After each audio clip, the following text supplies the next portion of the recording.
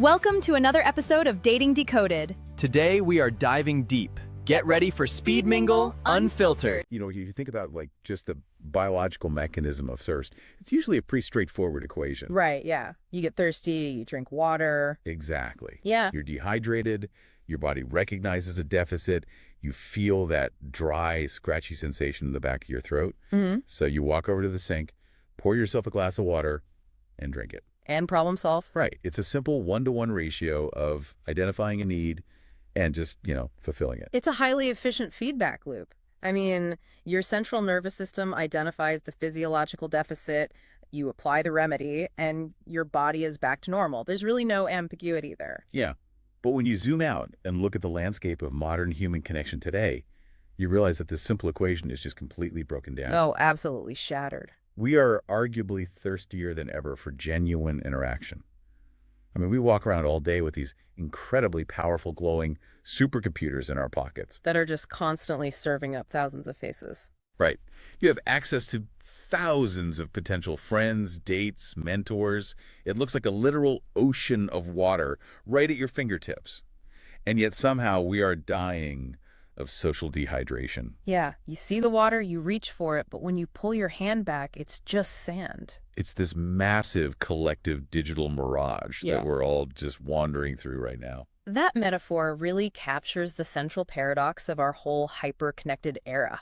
We're currently drowning in potential contacts, but we're utterly starved for actual connections. Starved for the real thing. Yeah. We've essentially mistaken the menu for the meal. Because we're swiping and scrolling through endless options, our brains are sort of tricked into thinking we are engaging socially. But we aren't, really. No, not at all. That underlying psychological deficit, that deep human need to just be seen and understood, it remains completely untouched. Okay, let's unpack this, because today we are doing a deep dive into an organization that is actively attempting to shatter that digital mirage. Which is incredibly ambitious. It is. We are looking at a fascinating, highly structured, real-world solution to this exact problem. So for you listening, we're focusing on a specific event happening in Tampa, Florida. Right, the Beat the Heat meet and greet. Yep, the Meet and Greet Speed Mingle.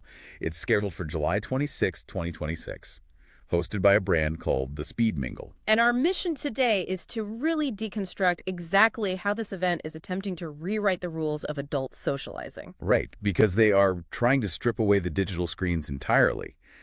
But beyond that, they want to eliminate that crushing awkwardness of traditional networking and dating. Which I think we can all relate to. Totally. I mean, if you are listening to this right now, chances are you've felt that modern exhaustion, the endless scroll, the swipe culture, just the heavy fatigue of trying to maintain a social life through a pane of glass. What's fascinating here is that we aren't just analyzing some local event listing for a Wednesday night out. We're examining a localized symptom of a massive behavioral shift. Yeah, this Tampa event is like a perfect isolated case study. Exactly. It's a case study for this broader societal pendulum swing back to IRL, in real-life interactions. For the last decade, tech promised us ultimate efficiency and connection. Everything was about optimizing our social lives. Right. But what we're observing in the mechanics of this Speed Mingle event is a direct rebellion against that algorithmic isolation. It's a deliberate attempt to relearn how to be human in the same room. And to really understand the cure they're offering, we kind of have to spend some time diagnosing the disease. The promotional materials for this event, they do not pull any punches. No, they are very direct. They immediately call out exhausting swipe culture, endless scrolling, and digital fatigue. They're framing modern digital social life not as a convenience, but as a heavy burden. They're treating it almost like a modern occupational hazard. And psychologically speaking, swipe culture is exhausting because it fundamentally hijacks our neurochemistry. How so? Well, these apps are essentially BF scatterboxes. They operate on intermittent variable rewards. They spike your dopamine, which is the neurotransmitter for anticipation and craving, without ever delivering the serotonin and oxytocin you get from actual bonding. So you're just constantly revving the engine, but never actually putting the car in drive. That's a great way to put it, yeah. You get a microscopic, fleeting hit of validation when you get a match. But the effort to get there is huge. Exactly. Think about the sheer volume of superficial micro-decisions. Swiping left, swiping right, evaluating a complex human life based on 3 curated photos and a 2-sentence bio. It's exhausting. Doing that hundreds of times a day causes immense cognitive fatigue. It turns the organic beauty of human connection into a gamified chore. It's like eating junk food. Oh, totally. You sit on your couch, you swipe, you get a few matches, and it gives you the illusion of being full. You might even think to yourself, wow, I have 50 matches in my inbox, my social life is booming. But it's entirely empty calories. Right. You finally close the app, look around your empty living room, and realize you are completely socially malnourished. You haven't spoken a word out loud. You haven't heard their laugh or read their body language. You haven't even made a split second of eye contact. And you're describing the exact hollow feeling that the organizers of the Speed Mingle are targeting. However, they also recognize that the fatigue doesn't just magically stop when you finally meet up in the real world. Because the old IRL ways are broken too. Yeah, even when people do secure a meetup, they often rely on traditional social frameworks that are equally flawed. The event specifically critiques traditional speed dating and networking functions as having stiff, high-pressure job interview vibes. Oh man, the job interview date. We've all suffered through that. Yeah. You're sitting across a tiny wobbly table, sipping a lukewarm drink, just waiting for the interrogation to begin. It's brutal. And the event organizers point to the two absolute worst offenders of small talk. What do you do? And where are you from? They label these as superficial and repetitive. Which they are. But hold on, I got to push back a little here. Yeah. Isn't the what do you do question just like standard human default mode? If you strip that away, how do you even begin to map out who a stranger is? Is it really that toxic to ask someone how they spend 40 hours of their week? I mean, you're right that it's an incredibly efficient way to gauge someone's life, and it is our cultural default. But the efficiency is the core of the problem. Because it's too transactional. Exactly. When you lead with, what do? You immediately establish a transactional framework. Consciously or subconsciously, you are evaluating their socioeconomic status. You're figuring out their utility to you. Yeah, you force them into a societal box. You aren't connecting with who they are emotionally. You are analyzing how they generate capital. You're basically checking their resume instead of checking their vibe. That is the danger of it, yeah. You figure out if they are a VP of marketing or a barista, and then you adjust your respect level accordingly before you even know if they have a good sense of humor. And by relying on those status prompts, you actively block organic chemistry. The promotional material explicitly talks about finding undeniable, effortless sparks born from authentic physical presence. And a physical presence does not care about your quarterly earnings report. No, it cares about shared humor, spontaneous intellectual reactions, and mutual energy. When you filter human beings through a rigid Q&A, you lose the messiness and joy of humanity.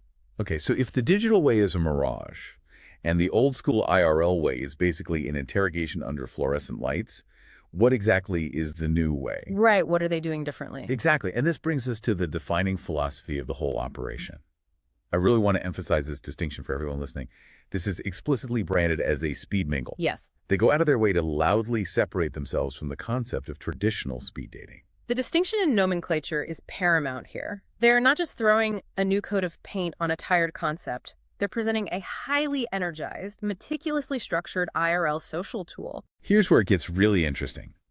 Because the best way to visualize what they're building in Tampa is to imagine a massive social hybrid. A very intentional hybrid. Think of the baseline mechanics of speed dating, like the rapid rotations, but then smash that together with the elevation of a high-end business after-hours networking event. Okay, yeah. And then finally, blend all of that with the relaxed, low-stakes gathering of your closest friends and coworkers at a neighborhood spot. It's this unique three-part cocktail. Let's break down the mechanics of that three-part hybrid, because achieving that specific balance is brilliantly engineered. First, you take the sheer efficiency of speed dating. Right, you meet a lot of people. Yes, it provides the mathematical guarantee that you will not get trapped talking to the same overly talkative person all night. Second, you infuse it with the professionalism of a business mixer. Which establishes decorum and structure. Exactly. And finally, you wrap that highly structured environment in the comfort of a friendly weekend gathering. Creating an ecosystem that is both highly structured and deeply relaxing is incredibly difficult. And the physical venue they chose does an immense amount of the heavy lifting for that comfort aspect. It takes place at Tampa's Coppertail Brewing Co. A great spot. If you've never been to Tampa in July, you have to understand the environment. It is brutal, It is sweltering. The humidity is oppressive. Oh, it's intense. Just picture stepping out of that midday heat, pushing open the heavy doors, and walking into this vibrant, industrial chic tap room. The AC hits you. It smells like roasted malt and hops. You've got world-class craft beer flowing, local seltzers, pub bites. And the acoustic design is usually loud enough to feel electric, but intimate enough that you don't have to scream to hear the person across from you. Just walking into that building inherently feels like a Saturday afternoon hanging out with friends. If we connect this to the bigger picture, the environment and the branding are acting as psychological pressure release valves. How so? Well, by changing the label on the ticket from speed dating to speed mingle, they instantly lower the emotional stakes for everyone. The word dating carries an incredibly heavy expectation. Yeah, it implies you are evaluating physical attraction and risking immediate romantic rejection. Right. Mingling, on the other hand, implies a casual, fluid, non-committal exchange of ideas. It completely removes the high-pressure expectations before you even walk through the doors. It gives you a psychological out. If you tell your friends, I'm going to a speed dating event, you come home without a phone number, you feel like a failure. You feel undesirable, yeah. But if you say, I'm heading to a speed mingle at the brewery, and you don't meet the love of your life, well, you just went out, had a great craft beer, and chatted with locals. The pressure is entirely off. But, and this is crucial, lowering the pressure doesn't mean they are lowering the standards. Yeah. They aren't just shoving 50 random people into a room and saying, good luck. No, not at all. So how do they ensure people actually find what they're looking for? They do it through highly specific upfront intentions. This is where the structural sophistication truly reveals itself. Upon arrival, attendees don't simply grab a name tag and wander off. They are required to clearly define their intent by selecting a deal-breaker category. Let's spend some real time diving into these 4 pillars of connection because this is the engine running the event. The first pillar is the classic one: dating, romance, and real chemistry. The stated goal here is to move past those filtered profile pictures to find an undeniable spark. No awkward 45-minute commutes for a terrible first date. You get that immediate, visceral conversation to see if the banter aligns. That's the traditional draw, but the second pillar completely pivots away from romance. The second pillar is friendship or social synergy. Which is so important as adults. It really is. Making genuine friends as an adult is notoriously difficult. The event highlights specific examples, like finding a reliable gym buddy, a brunch partner, or a co-conspirator for late-night intellectual debates. I genuinely love the late-night intellectual debate call-out. It shows they deeply understand their audience. Sometimes you just want someone who wants to argue about philosophy over a pint at midnight. Exactly. They're validating platonic connection as a primary goal. Then the third pillar shifts gears again. Networking, or professional ascent. This is about exchanging industry insights, finding mentors, building partnerships. But they specifically emphasize doing this minus the corporate conference room dread. Because that dread is real. Traditional networking events are plagued by rigid power dynamics and terrible lighting. Relocating that to a brewery completely disarms those dynamics. It allows mentorship to happen peer-to-peer. And finally, the fourth pillar, which is maybe the wildest inclusion, is casual fun, or spontaneous adult play. Yes, defined as high-energy, low-commitment interactions. Specifically aimed at spontaneous hookups or casual, no-strings-attached fun. Though they do state it operates with clearly defined boundaries for a respectful experience. It is a bold inclusion for an event that also hosts professional networking. Right, and I have to stop us here because this sounds like a logistical nightmare. We have people looking for a business mentor and people looking for a spontaneous hookup in the exact same physical space. I know, it sounds tricky. Doesn't that sound like a recipe for total social chaos? Imagine the crossed wires. You sit down hoping to discuss startup funding, and the person across from you is looking for, well, something entirely different. It's a completely valid concern. If this were an unstructured mixer, it would be chaotic.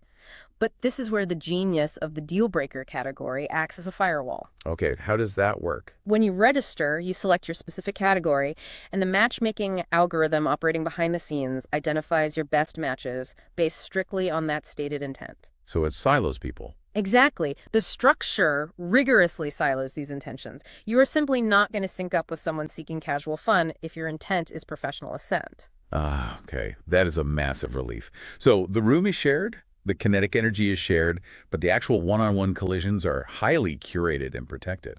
Right. You only face off against participants who share your overarching purpose. That makes perfect sense. So you've picked your lane. Let's say you pick friendship. How does the system actually match you up within that lane? You aren't going to magically hit it off with every single person who clicked friendship. There has to be a deeper layer, yeah. This brings us to the algorithm of authenticity. Now, the word algorithm usually carries a negative connotation when we talk about modern socializing. But the Speed Mingle uses a digital tool to facilitate analog authenticity. How do I do that? Once you select your primary purpose, you add a secondary layer of specific interests. The system asks you to tag yourself with categories like adventure, arts and culture, film and TV, food and drink, intellectual stimulation. So it's essentially scraping the metadata you'd normally put into a dating app profile. Yeah. But instead of using it to keep you endlessly swiping, it calculates a definitive compatibility percentage. Precisely. It weaponizes the efficiency of digital sorting to optimize the real-world experience. So if I tagged friendship and then intellectual stimulation and arts, it won't pair me with someone whose tags are sports and food. Right. It creates a baseline of shared cultural vocabulary before you even say hello. But the algorithmic sorting is only step one. The actual mechanics of the interaction are what set this apart. Right. What happens when the timer actually starts? They emphasize the use of custom conversation icebreakers to ensure you bypass those resume-reading pleasantries. I am endlessly fascinated by these custom icebreakers. They claim they dive straight into thought-provoking dialogues that reveal true personalities and authentic humor. I'm trying to imagine what these prompts must actually be. They must be highly situational. We can extrapolate that instead of asking about a hometown, it forces a creative choice. Like, if you had to teach a master class tomorrow on a subject unrelated to your career, what would it be? Oh, that's a good one. Or, what is an incredibly mundane, low-stakes hill you're willing to die on? These require immediate mental improvisation. You can't use your rehearsed elevator pitch for that. Exactly. They reveal way more about a person's cognitive style than their job title ever could. It's like skipping the boring tutorial level of a video game. Yes. You know how in an open world game, the first 2 hours are tedious? You're learning how to walk, how to jump. That is small talk. Small talk is the tutorial level of a human relationship. You're just figuring out the basic controls of the other person. But these custom icebreakers act like a cheat code that teleports you straight into the main action of the game. You instantly escalate the depth. And the brilliance is the shared context. The shared context is vital to psychological safety. Because if I walked up to a stranger at a bar and asked, "What's a mundane hill you'd die on?" They look at me like I was crazy. But here, the structure permits the depth. The overarching structure absorbs all the awkwardness of the approach, leaving participants free to just engage with the answer. It fast-tracks intimacy. Okay, so we understand the theory. We know the algorithm is quietly calculating matches, and we're using icebreakers to skip the tutorial.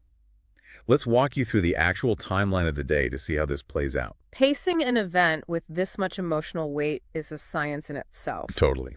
So July 26, 2026. Oh. Peak Florida summer.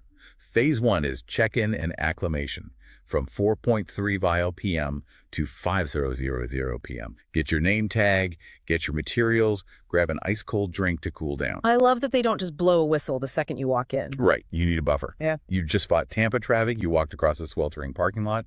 You need a minute. From a physiological standpoint, that 30-minute buffer is non-negotiable. It allows the autonomic nervous system to downregulate. If you rush people from traffic into social evaluation, their cortisol levels are too high. They'll be in fight or flight. Exactly, which makes people defensive. Giving them a beer, letting them observe the lighting, cool their body temperature down. It ensures that when the mingling begins, they are grounded. And then, at 5:00 p.m. sharp, the bell rings. From 5:00 p.m. is the main event. Fast-paced rotation rounds. It guarantees you meet your matches efficiently. But I have to ask a serious question about endurance. Okay, what's that? 2 straight hours of forced rapid-fire conversation. For someone who leans introverted or has social anxiety, isn't that exhausting? It sounds like running a sprint for 2 hours. It does sound counterintuitive on the surface, but for someone with social anxiety, this rigid structure is often a profound relief. If you look at their summary of benefits, they promise zero awkwardness. How do they achieve that? First, because the curated prompts guide the interaction. The anxious mind doesn't have to panic about what to say next. The prompt does the heavy lifting. And second, the strict timing acts as an emotional safety net. Because you know there's an escape hatch. Exactly. The greatest fear in networking is getting trapped in an excruciating conversation with no exit strategy. The timer eliminates that fear entirely. You know you will be rescued by the bell in minutes. Wow, that completely flips the perspective. The timer isn't a stressful countdown. It's a liberating constraint. If the conversation is terrible, you only have to survive 3 minutes. You can do anything for 3 minutes. And conversely, if it's amazing, the bell interrupts you at the peak of interest, leaving you wanting more. It keeps the kinetic energy high, which perfectly sets up the final phase, the post-event open mingle. Yes, at 7:00 p.m., the structured portion ends, but the gathering continues. Attendees stick around, grab another pint, continue a captivating conversation, and lock in contact info. Why is that transition so important? Why not just email everyone their matches and send them home? Because you have to eventually hand agency back to the participants. Yeah. The algorithm was necessary to break the ice, but actual relationship building must be organic. You have to take the training wheels off. Right. The open mingle allows you to act immediately on the data you just gathered. If you felt a spark during a 3-minute round, you can seek that person out at the bar and say, let's exchange numbers. It bridges the gap between forced networking and real-world socializing. It's the harvest after the planting season. You spent 2 hours planting seeds, now you see which ones sprouted. And creating this structured environment isn't just about making weekend plans. They claim that participating offers a meaningful life upgrade. That's an audacious claim for a Wednesday night event at a brewery. It really is.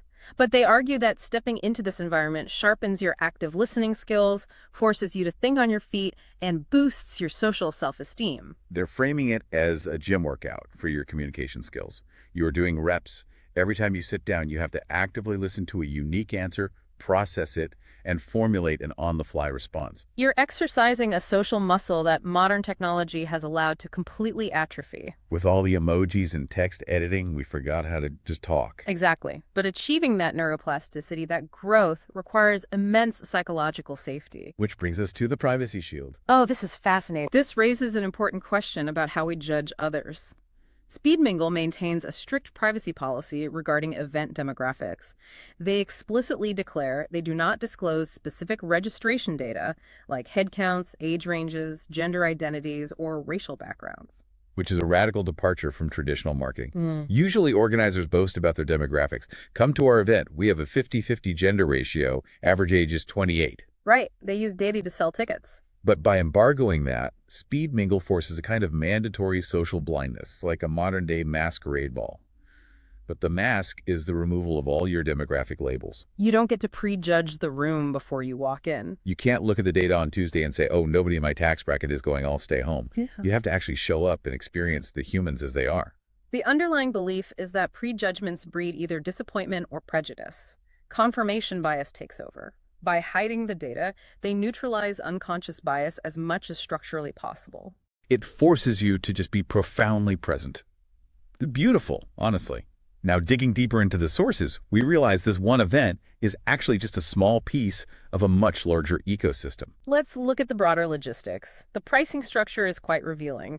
Tickets range from $20.99 for an early bird to $41.69 for a day of ticket. And a 2-for-1 deal for $29.99 that ends 10 days prior. The 2-for-1 is a genius play to lower intimidation, bring a wingman. But the price jump from early bird to day of is a deliberate behavioral economics nudge. Why punish the latecomers so heavily? In our digital culture, flakiness is an epidemic. It's easy to RSVP yes online and then just stay on the couch. There's zero friction to bailing. True. By offering discounted early tickets that escalate in price, they create a financial commitment. It dramatically increases attendance due to the sunk cost fallacy. They are guaranteeing the event has critical mass so the algorithm works. And this level of behavioral engineering makes sense when you look at the parent company, HRB Universal, LLC. They're not just a pop-up event company. They're building a comprehensive lifestyle brand around decoding human interaction. Right. They have the SmartSync login, which implies proprietary matchmaking software. They produce the 21st Century Dating Decoded podcast. And analog products, too. They have a physical tabletop game called 52+2, the card game, and Minglemania Bingo. They even operate a one-to-one matchmaking service. So what does this all mean? When you have a company producing algorithms, physical events, podcasts, card games, all centered around just talking to another human being, what does that tell us about society? It tells us society has a profound deficit and is desperately seeking structured remediation. The hunger to relearn IRL socializing is a massive mainstream demand. People know the digital tools have failed them. Absolutely. They are exhausted and they are willing to pay for frameworks and events that reteach them how to forge genuine bonds.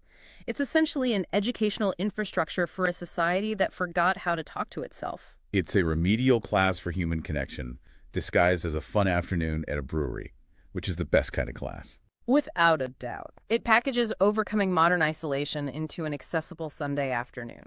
All right, let's take a step back. We started by looking at a local event listing for July in Tampa, but we've actually explored a full-scale rebellion against the digital mirage. They've engineered a multi-purpose IRL event. Yeah, taking the efficiency of speed dating, mixing it with a business mixer, and wrapping it in the comfort of a friendly gathering. Stripping away the job interview with custom icebreakers to guarantee zero awkwardness.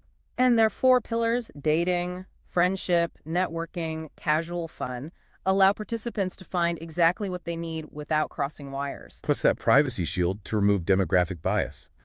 Ultimately, whether you're looking for a professional mentor, a gym buddy, or the love of your life, the mechanics of how we meet people fundamentally changes who we meet. The medium truly is the message. A shallow app yields shallow connections. An intentional face-to-face gathering that prioritizes psychological safety yields incredible depth. Which leaves us with a final thought for you to ponder this week. We've analyzed how a highly structured 2-hour event can foster instant authenticity. But what if you didn't wait for July 26? Right. How can you apply this now? What if you took the philosophy of the speed mingle and applied it to your everyday life? Think about it. What if you treated your very next mundane interaction with a grocery store cashier or a coworker you only politely nod at, not as small talk, but as a timed 3-minute round to find a genuine connection? Skip the tutorial. Exactly. What if, instead of asking about the weather, you ask them a custom icebreaker? You might just find that the oasis of human connection isn't a digital mirage at all. It's standing right in front of you, waiting for you to just start playing the game.